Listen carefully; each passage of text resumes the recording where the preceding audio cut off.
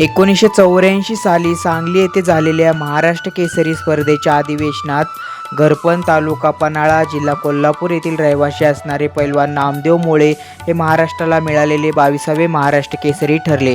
पैलवान नामदेव मोळे हे श्री शाहूविजयी गंगावीस तालमीत सरावास होते.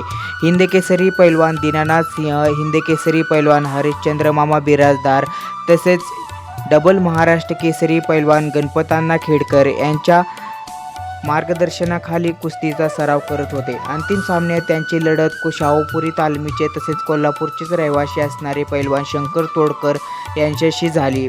पैलवान नामदेव मोळे यांनी पैलवान शंकर तोडकर यांचा 4-0 अशा गुणांवर मात करून महाराष्ट्र केसरी गदेवर आपले नाव कोरले.